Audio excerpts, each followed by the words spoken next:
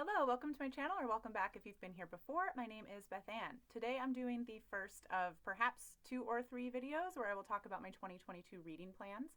And in this video, I'm going to talk about a year-long project that I will be doing in 2022 that I'm calling my personal African American literature project.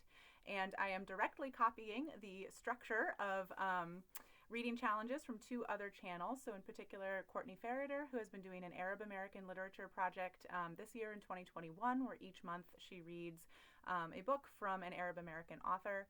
And then Doris at Aldi Books, who I think every year chooses a country and then reads literature from that country throughout the year.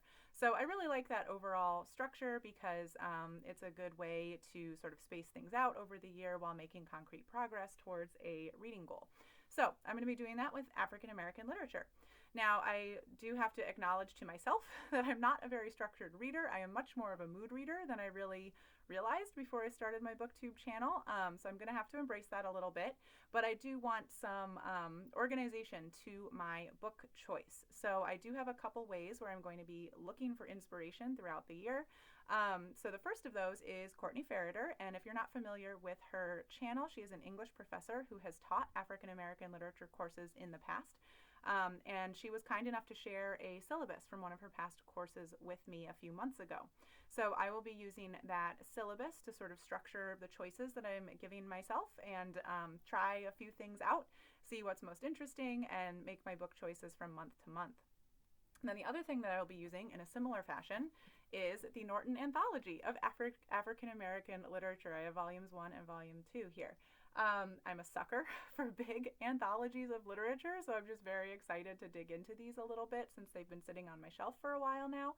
And I will similarly use these to sort of try things out and see what's most interesting to me from month to month. I'm not going to try to get through all of African American literature as highlighted in these anthologies or in Courtney's course over the course of the year, but I will use those sort of frameworks for structuring my reading.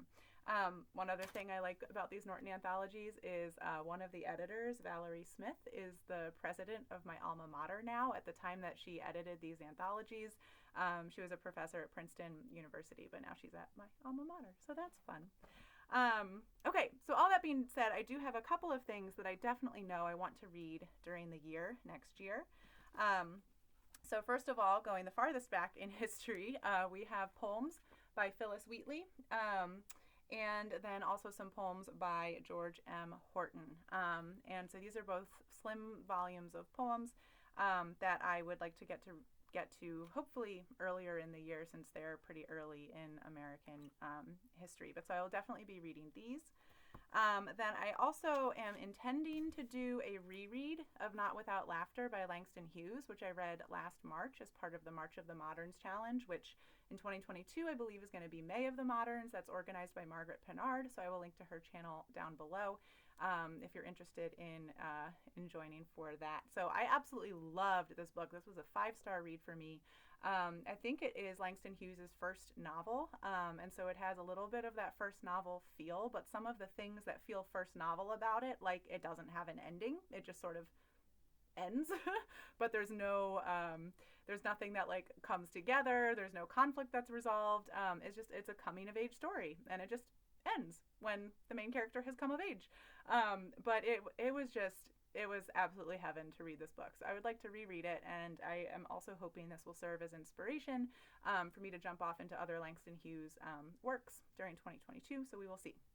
And then finally, I will be doing a buddy read during 2022 with Courtney Ferreter. We don't have a month chosen yet, I think, Courtney, if you watch this, but we will be reading Invisible Man by Ralph Ellison, which incredibly famous, won the National Book Award in 1953. I think that was the year after it was published. So I'm really looking forward to reading that one. It's been on my radar for a while, and I was really excited when Courtney said she was planning to read it, and I jumped on that opportunity. So those are a few of the things that I have in mind. That's only 4 things so far, and these poetry collections are really short, so I'm not going to count these, I don't think, for sort of checking off my monthly box.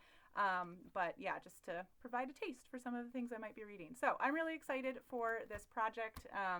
It'll be great for sort of educating myself and enjoying a whole section of American literature that I have little exposure to so far. So I'm looking forward to that. If you find this interesting and you're not already subscribed, go ahead and hit that subscribe button so you can follow along in 2022. All right, thanks. I'll see you all in the next video.